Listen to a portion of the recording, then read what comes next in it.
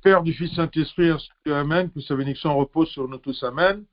Aujourd'hui, nous allons continuer la première épître de Saint-Pierre, chapitre 4, versets 7 à 13. Première épître de Saint-Pierre, chapitre 4, du verset 7 à 13. La fin de toute chose est proche. Soyez donc sages et sobres pour vaquer à la prière. Avant tout, ayez les uns pour les autres une ardente charité, car la charité couvre une multitude de péchés. Exercez l'hospitalité les uns envers les autres, sans murmure, comme de bons dispensateurs des diverses grâces de Dieu, que chacun de vous mette au service des autres le don qu'il a reçu. Je répète ceci, ce verset 10, comme de bons dispensateurs des diverses grâces de Dieu, que chacun de vous mette au service des autres le don qu'il a reçu. Si quelqu'un parle, que ce soit comme annonçant les oracles de Dieu. Si quelqu'un remplit un ministère, qu'il le remplisse selon la force que Dieu communique, afin qu'en toute chose, Dieu soit glorifié par Jésus-Christ, à qui appartient la gloire et la puissance au siècle des siècles. Amen. Bien-aimés, ne soyez pas surpris comme d'une chose étrange qui vous arrive de la fournaise qui est au milieu de vous pour vous éprouver. Réjouissez-vous, au contraire, de la part que vous avez aux souffrances de Christ, afin que vous soyez aussi dans la joie et dans l'allégresse lorsque sa gloire apparaîtra. Gloire à lui éternellement. Amen. Retournons au verset 7. La fin de toute chose est proche. Soyez donc sages et sobres pour vaquer à la prière. Lorsque nous nous souvenons de la fin de notre vie et que notre vie sur terre n'est pas éternelle, quand on se rappelle de ceci et quand on se rappelle qu'il y aura toujours un jour de jugement, eh bien, nous nous réveillons spirituellement. Et c'est ça la sagesse. La sagesse de l'homme, c'est tout simplement de penser à son futur sur le domaine matériel. Quelqu'un qui fait un plan pour sa vie et il a des ambitions pour son futur, eh bien, on dit que c'est un homme sage. Mais la vraie sagesse aux yeux de Dieu, c'est que les enfants de lumière, ces enfants, pensent aussi, à côté de penser comment vivre sur terre, pensent aussi que la fin de toute chose, la fin du monde, la fin de ma vie est proche. Et c'est ça la sagesse. La sagesse, c'est de ne pas penser tout simplement à propos de notre vie sur terre. Mais après notre vie sur terre, ça sera quoi? Eh bien, on doit vivre sur terre, mais on ne doit pas oublier ni négliger la vie éternelle qui est après la vie sur terre. Alors, quand on pense à ça, nous sommes sages, et c'est ça la sagesse. Et quand on est conscient de cette vérité-là, il y aura toujours une fin à toute chose, eh bien, on devient sobre aussi.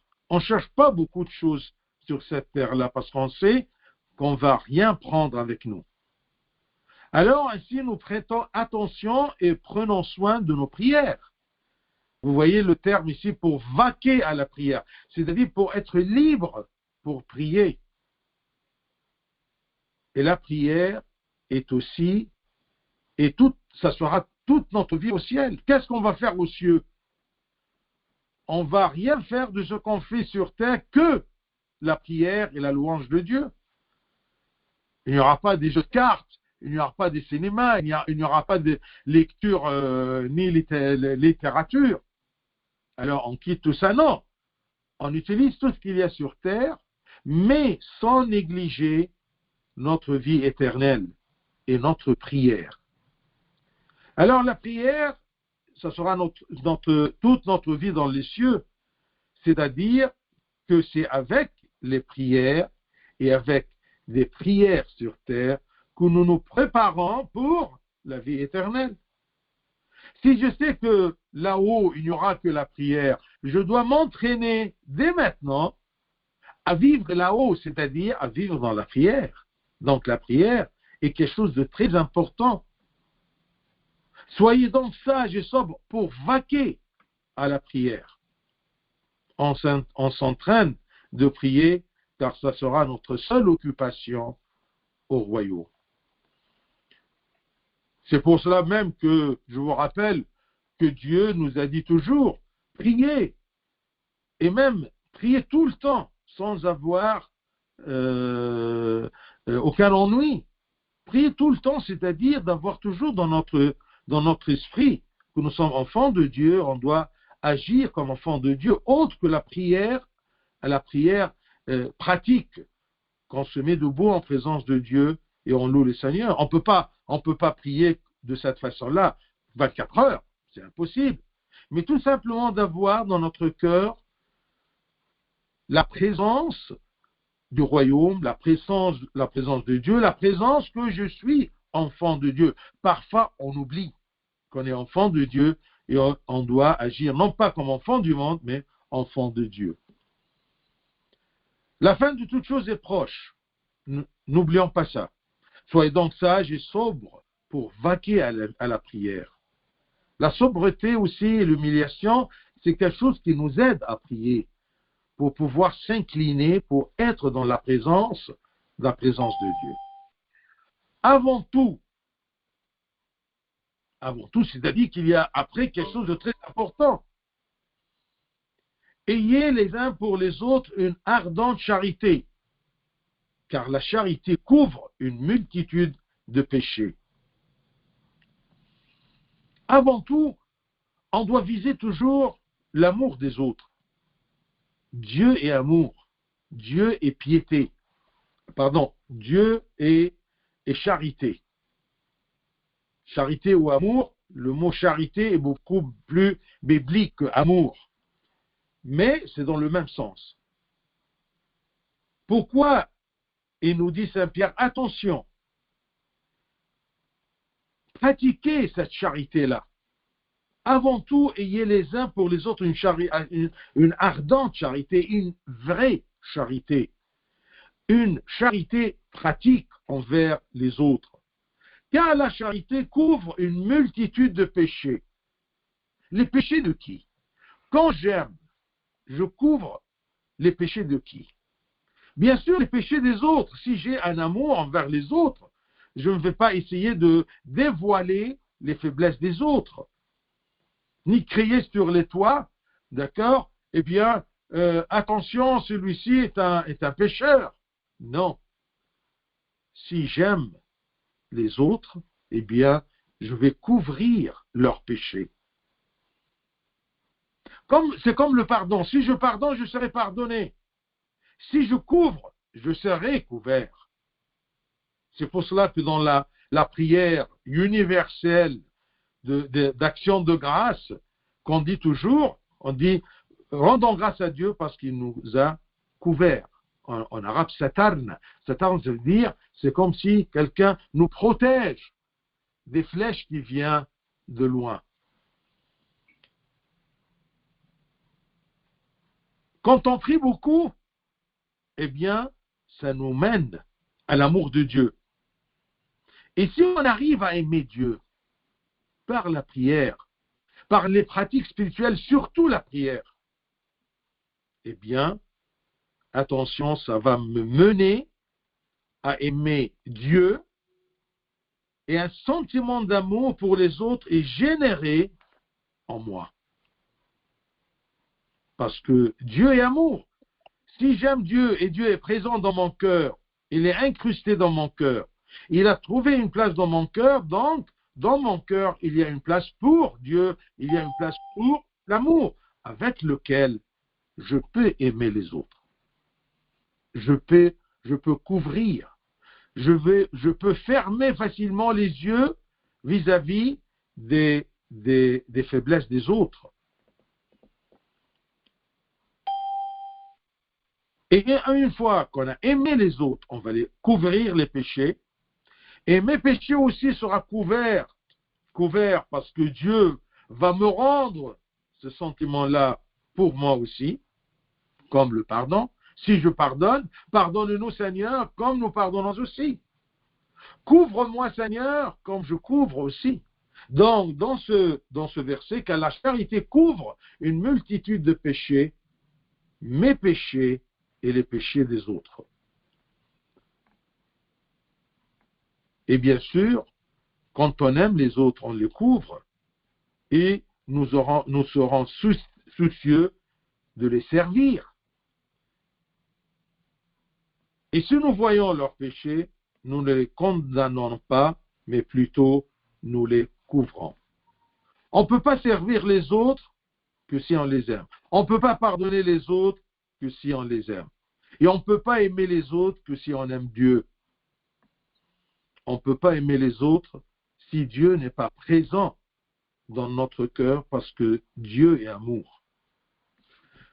Je dis toujours que on ne peut pas croire quelqu'un qui me dit « je t'aime » s'il ne connaît pas Dieu, s'il ne connaît pas le Christ, parce que Dieu, le Père, et Dieu, le Fils, le Christ, sont un, et les deux sont amour. Si le Christ n'est pas dans mon cœur, si je ne connais pas le Christ, s'il n'a pas pu trouver une place dans mon cœur, eh bien, comment voulez-vous qu'on aime? Comment voulez-vous qu'on ait la charité pour aimer les autres? Verset 9, après qu'on aime et après qu'on couvre beaucoup de péchés, il nous demande d'exercer l'hospitalité les uns envers les autres sans murmure. Bien sûr, si à la lettre hospitalité, tu ne vas pas recevoir tous les gens autour de toi dans ta maison ou chez toi. Ça peut être pratiqué quand quelqu'un a besoin et j'ai aussi les moyens. Je dois pratiquer l'hospitalité pratique, mais avec sagesse, avec sagesse et avec sélection aussi. Mais l'hospitalité chrétienne, ça ne veut pas dire toujours c'est quelque chose de matériel de l'accepter dans ma maison. Non, l'hospitalité, c'est être proche de quelqu'un qui a besoin d'être écouté, d'être aidé. Aider les autres, c'est un genre d'hospitalité. Accepter les autres malgré leurs péchés. D'accord? Ça, c'est un genre d'hospitalité très spirituel. Mais attention, je ne peux pas me rapprocher des pécheurs qui persistent dans leur péché et qu'ils boivent le péché comme de l'eau. Parce que là, ça sera des mauvaises fréquentations. Alors, méfiez-vous. On a commencé à penser à propos de la fin du monde et le royaume. On a commencé à être vacant à la prière. On a commencé à aimer Dieu. On a, par conséquent, aimé les autres. Et aimer les autres, ça nous aide à couvrir les péchés des autres et aussi à les servir, à les recevoir, à les accepter. Sans murmure. Parce que parfois, tu as devant toi, tu es dans une situation que tu connais très bien et tu es conscient que tu dois faire un geste, mais tu le fais avec murmure, non pas avec joie. Tu le fais comme si c'était un poids sur tes épaules. Mais si tu as la charité de Dieu dans ton cœur, si tu as Dieu dans ton cœur, eh bien, ça sera quelque chose de naturel pour toi. Quand tu trouves que tu n'arrives pas à accepter les autres, à pratiquer cette hospitalité spirituelle avec les autres, envers les autres, si tu sens que tu n'arrives pas à pardonner les autres, sache bien qu'il y a un manque de charité dans ton cœur. Et par suite, un manque d'amour de Dieu dans ton cœur. Donc l'amour pour les frères, la charité pour les frères, nos frères, nous amène à l'hospitalité envers ceux qui sont dans le besoin. Et nous ne la considérons pas comme une lourde tâche. Donc, nous nous en plaignons jamais. Quand tu pratiques le commandement de Dieu envers les autres, ne le fais pas avec murmure. Certes, pourquoi tu n'acceptes pas facilement ceci? Parce que ton cœur n'est pas imbibé de la charité de Dieu. On ne doit pas se plaigner, même quand on pratique. Il y a des gens qui font le jeûne et ils se plaignent. Ils vont à l'église et ils se plaignent. Ils prient et ils célèbrent avec nous les messes, mais ils se plaignent. C'est lent, c'est ennuyeux, je ne peux pas supporter. C'est ça le murmure. C'est ça que je pratique les œuvres de Dieu, mais avec murmure. Parce qu'il y a un manque de charité dans mon cœur. Et n'oublions pas que par cette hospitalité-là, nous accueillons le Christ dans ces gens-là qu'on aide et qu'on les accepte et qu'on se rapproche d'eux. Mais si tu aimes ceux qui t'aiment, mais si tu es ravi de hospitaliser ceux qui t'aiment et qui t'invitent chez eux, à quoi bon? Même les pécheurs, ils font ceci.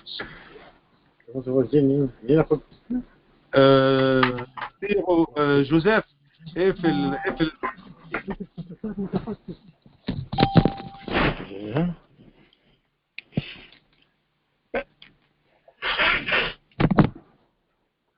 donc cette hospitalité d'accepter les autres, c'est quelque chose qui réjouit Dieu. Et c'est une preuve à propos de la présence de la charité dans mon cœur.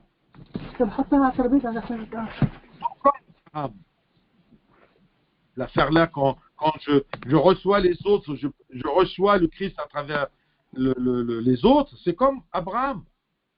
Abraham a accueilli des étrangers. Il ne savait pas que c'est Dieu et deux anges. Mais il a accueilli des étrangers et il a découvert qu'il avait hébergé Dieu et les anges. C'est Genèse 18. Si vous avez le temps, retournez à Genèse 18 et regardez. Bien sûr, c'est une apparition du Christ, ce n'est pas une incarnation du Christ, mais les trois personnages hébergés par Abraham, c'était le Christ et deux anges.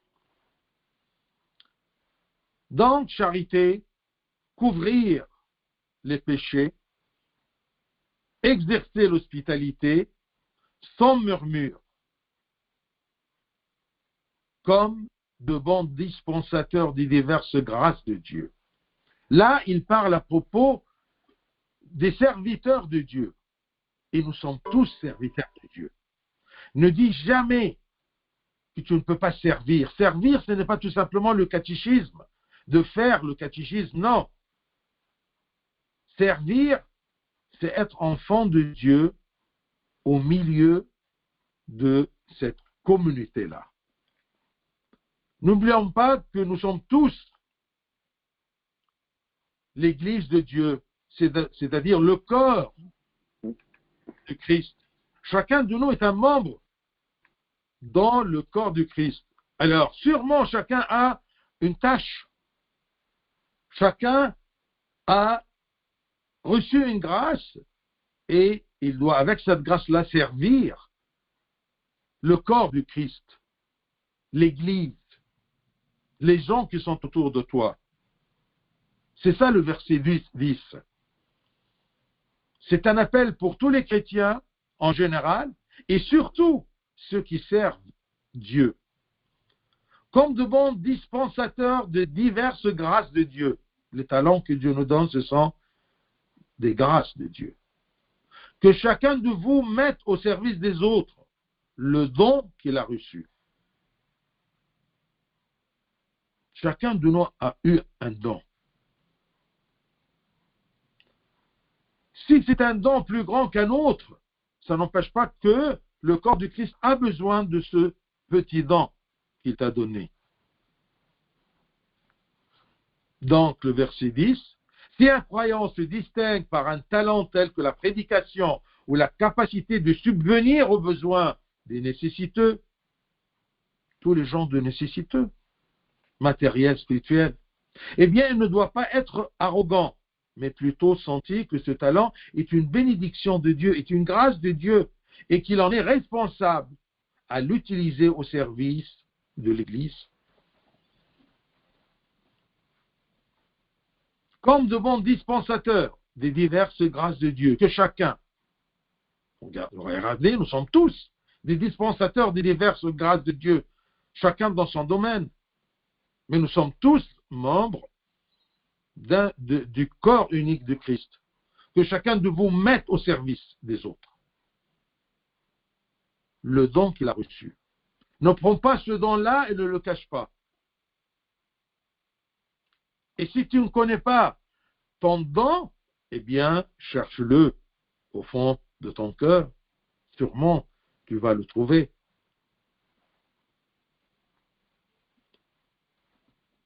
Il commence à dire quelques grâces, quelques talents. Si quelqu'un parle, que ce soit comme annonçant les oracles de Dieu. Si quelqu'un remplit un ministère, qu'il le remplisse selon la force que Dieu communique.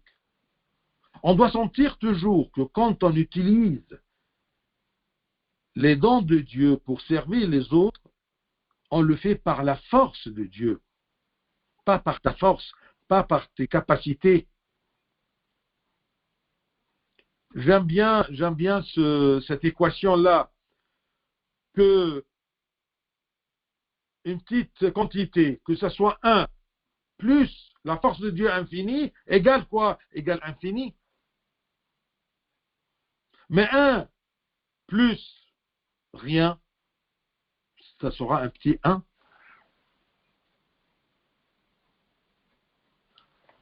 Donc, s'il vous plaît, cherchez toujours les dons que Dieu vous a donnés pour les mettre au service des autres. Et quand vous trouvez ce don-là, n'oubliez pas que c'est un don, c'est une grâce de Dieu. Et si vous remplissez cette tâche-là, ce service-là, ce ministère-là, eh bien, c'est selon la force que Dieu communique.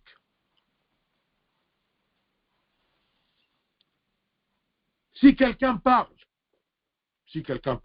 on parle tous. Mais quand tu parles, parle comme enfant de Dieu.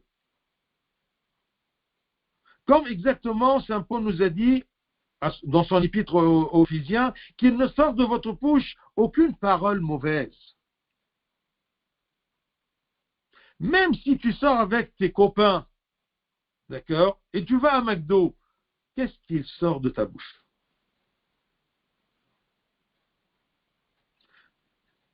On rentre dans une période de fête. Nous aurons des invités. On va passer un bon temps ensemble. Qu'est-ce qui sort de votre bouche? Ça, c'est une question. Et c'est à toi de répondre. Qu'il ne sort de votre bouche aucune parole mauvaise. Mais s'il y a lieu, quelques bonnes paroles qui servent à l'édification et communiquent une grâce à ceux qui l'entendent, soit toujours une source d'édification. Que ce soit une édification matérielle, dont les gens peuvent profiter, ou que ce soit pour une édification spirituelle. Le problème, c'est que nous n'avons pas Dieu n'est pas en nous avec une bonne concentration. Il est en nous, mais flou. C'est pour cela que quand les gens nous voient, ils ne peuvent pas sentir que nous sommes des chrétiens. Nous sommes des bons gens, nous sommes des sympas, mais pas des chrétiens. Et ça, c'est très important. Est-ce que les gens qui t'entourent sentent que tu es chrétien, que tu es fils de Dieu, que tu annonces les oracles de Dieu. Croyez-moi, ce n'est pas facile, mais c'est à ça qu'on doit aboutir, à être enfant de Dieu, à être chrétien au milieu des autres. Si quelqu'un parle, que ce soit comme annonçant les oracles de Dieu. C'est pour cela que David, dans son psaume, il a dit toujours, Éternel, mets une garde à ma bouche, veille sur la porte de mes lèvres. Fais attention de ce qui sort de ta bouche, parce que tu vas en rendre compte. Celui qui assume un service quelconque, comme on a vu, doit s'appuyer sur la prière pour en recevoir la puissance de Dieu. Demande toujours que Dieu t'aide à utiliser les diverses grâces de Dieu qu'il t'a données pour servir les autres. Qu'il le remplisse, ce ministère-là, selon la force que Dieu communique, afin qu'en toute chose, Dieu soit glorifié par Jésus-Christ, à qui appartient la gloire et la puissance au siècle des siècles. Amen. Amen, ici, ça ne veut pas dire qu'il va terminer son discours, non. Amen, c'est-à-dire que nous sommes d'accord à propos de ça. Et on doit vivre de cette façon-là.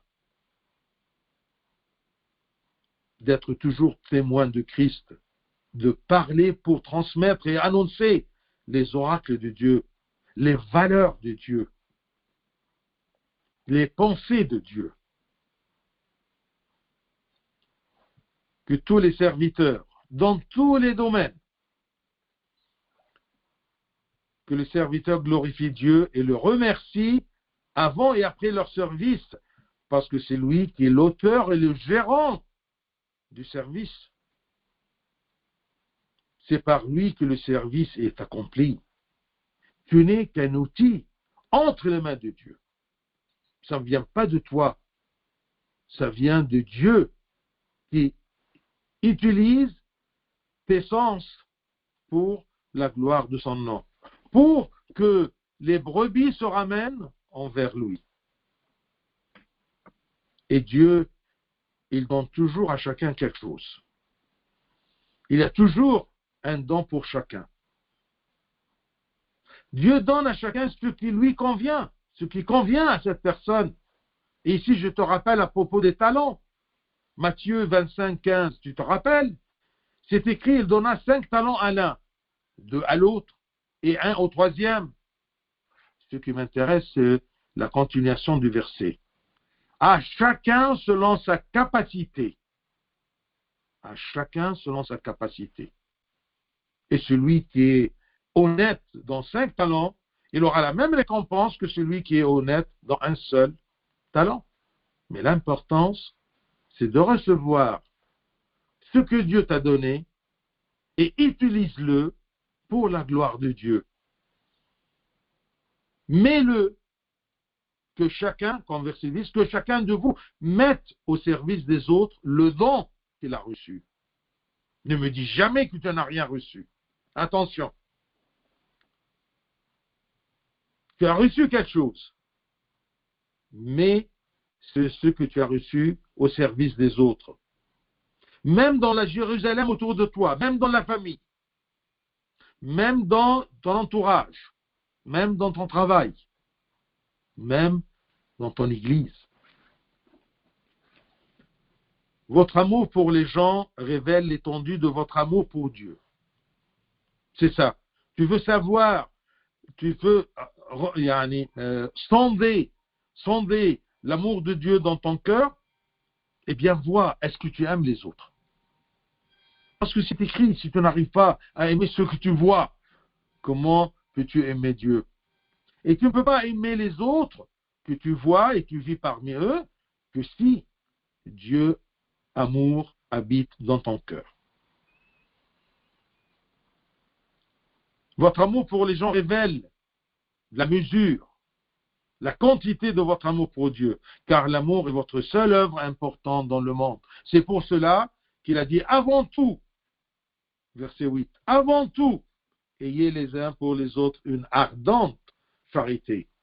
La charité ardente, c'est la charité qui couvre la multitude des péchés et qui exerce l'hospitalité et qui met tous les dons que Dieu a donnés au service des autres. Tout en vivant sur la terre, versets 12-13 nous parle à propos des épreuves. C'est pour cela que le verset 12 nous dit, « Bien-aimés, ne soyez pas surpris comme d'une chose étrange qui vous arrive, de la fournaise qui est au milieu de vous pour vous éprouver. » Je peux être un bon serviteur avec Dieu et je cherche sa gloire et je prie, et malgré ça, je trouve une fournaise dans laquelle je suis implanté par le permis de Dieu. Et ceci, c'est pour vous éprouver. Donc l'apôtre rassure ici les croyants au milieu des souffrances auxquelles ils sont confrontés de la part de ceux qui les persécutent. Il les rassure. Il les rassure selon le verset 13. Réjouissez-vous. On va comprendre pourquoi se réjouir. Mais voyez, il y a toujours une fournaise. Et ne soyez pas surpris. C'est tout à fait normal pour les enfants de Dieu. C'est pour cela que Saint Luc nous a dit, chapitre 6, versets 22 et 23, je vous rappelle, je cite, « Heureux serez-vous lorsque les hommes vous haïront, lorsqu'on vous chassera, vous outragera et qu'on rejettera votre nom comme infâme à cause du Fils de l'homme. » Non pas à cause de nos bêtises, non pas à cause de nos péchés. Non, attention. Heureux serez-vous si vous êtes persécutés, chassés, outragés à cause du Fils de Dieu. Heureux serez-vous. Et verset 23. Réjouissez-vous en ce jour-là et tressaillez d'allégresse parce que votre récompense. S'il y a une fournaise, il y a toujours une récompense. Et c'est ça qui me console. Ça, c'est une promesse de Dieu. Il nous a dit, heureux serez-vous lorsque vous aurez beaucoup de persécutions, vous subirez beaucoup de persécutions, de souffrances, et réjouissez-vous en ce jour-là, et tressaillez d'allégresse, parce que votre récompense sera grande dans le ciel, car c'est ainsi que leur père traitait les prophètes. C'est durant toute l'histoire que les pères des méchants, d'accord, ils persécutaient les prophètes et les hommes de Dieu.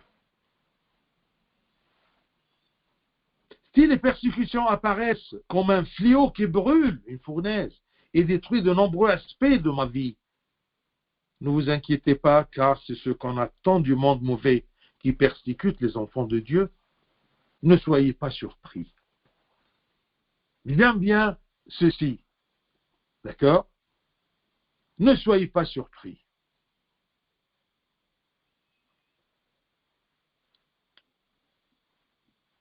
Verset 13. Ne soyez pas surpris dans verset 12. Une fournaise dans le verset 12. Verset 13. Réjouissez-vous au contraire de la part que vous avez aux souffrances de Christ, afin que vous soyez aussi dans la joie et dans l'allégresse lorsque sa gloire apparaîtra. Ici, Saint Pierre nous annonce la bonne nouvelle que tout comme ils ont enduré la souffrance et la persécution à cause du Christ, ils partageront ses gloires éternelles. Et penser à ces gloires nous procure de la joie au milieu de nos souffrances. Si tu ne regardes que les souffrances, si tu ne penses qu'aux souffrances, tu seras écrasé par la tristesse et la peur et la souffrance elle-même. Mais on doit toujours penser à cette promesse de Dieu, que comme nous sommes écrasés par les souffrances, brûlés par la souffrance des souffrances, et des persécutions et des épreuves, eh bien, nous serons heureux. Nous aurons une très grande récompense. Je termine par un point important de vous rappeler à propos des avantages d'accepter les souffrances et les épreuves. Comme les pères de l'Église, il nous a dit qu'il y a au moins, j'ai choisi ici à peu près 4 avantages. Premier avantage, que le feu, la fournaise des souffrances, eh bien, ça nous purifie. Comme l'or dans le feu, le chrétien dans la fournaise des souffrances et des épreuves. Ça nous purifie, ça met en valeur notre foi et notre amour à Dieu. Parce qu'on supporte et on tient toujours bon, parce qu'on aime Dieu et on a confiance en lui, que nous serons glorifiés avec lui. Un peu plus loin dans le chapitre 5, dans l'épître de Saint Pierre, on va voir que 1 Pierre 5, 10, c'est écrit: le Dieu de toute grâce qui vous a appelé en Jésus-Christ à sa gloire éternelle, après que vous aurez souffert un peu de temps. Un peu de temps. Toute ma vie, par rapport à la vie éternelle, c'est un peu de temps. Vie sur terre et éternité, c'est un peu de temps. Après que vous aurez souffert un peu de temps, vous perfectionnera lui-même, vous affermira, vous fortifiera, vous rendra inébranlable. C'est ça la purification de la fournaise des souffrances. C'est pour cela qu'un chrétien en plein fournaise, devant le martyr, il est heureux. Même s'il ne rigole pas, tout riant, mais au moins, il est stable, il est fort, parce qu'il est sûr, il a confiance dans la promesse de Dieu, qu'après la mort, il y a la résurrection. Après la fournaise, il y a la joie et le royaume des cieux. Donc, accepter les souffrances, c'est purification, évaluer ma foi. Deuxième chose, c'est une participation aux souffrances du Christ. Notre patron, c'est un homme de passion. Notre patron, notre Christ incarné, il nous a montré comment se sacrifier par amour pour les autres. Une participation aux souffrances.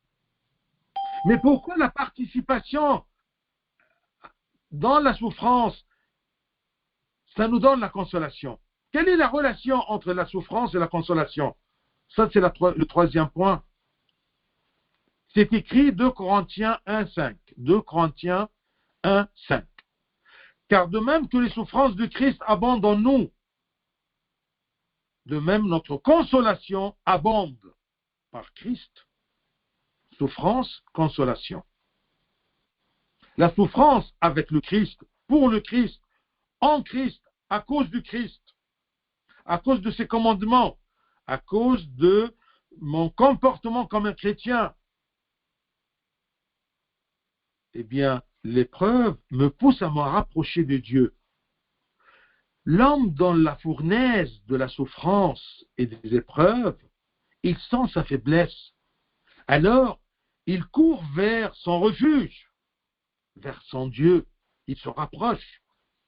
Comme l'enfant ne cherche jamais ses parents que s'il a un problème, ou s'il a peur, ou s'il a une douleur, il commence à crier. Il cherche sa mère. L'homme, acceptez cette image que je vous donne, l'homme est comme cet enfant-là. Il ne pense pas à ses parents que quand il est dans la fournaise de la souffrance. Alors il se rapproche. Il court vers son refuge, vers Dieu, à travers la prière. Vous voyez, à travers de chercher dans la parole de Dieu et les promesses de Dieu. Il trouve refuge dans les promesses de Dieu et la bienveillance de Dieu. il trouve un refuge de cette fournaise-là dans l'amour de Dieu. Et c'est ça ce qui console mon cœur. Souffrance, je cours vers Dieu, je suis consolé. Il y a des gens dans les souffrances, qu'est-ce qu'ils font? Ils ne pensent pas à Dieu, ils pensent dans une cigarette ou dans un verre, d'accord, ou dans un acte avec quelqu'un. Vous voyez? Ils ne sont jamais consolés. Mais la vraie consolation dans la souffrance, à cause du Christ, c'est le Christ. Si vous êtes outragé à cause du Christ, la seule source de consolation, c'est le Christ lui-même qui a permis ceci. Donc, les souffrances et les épreuves nous purifient, nous donnent une idée à propos de notre foi en Dieu. Deuxièmement, c'est une participation aux souffrances du Christ, parce qu'on ne souffre pas tout seul, il souffre avec nous, il nous sent. Troisième chose, eh bien, cette participation-là nous donne la consolation en pleine fournaise. Quatrième chose, eh bien, c'est une croissance spirituelle. Les épreuves m'endurcissent. Regardez le verset dont je vous ai cité, quand il nous a dit, «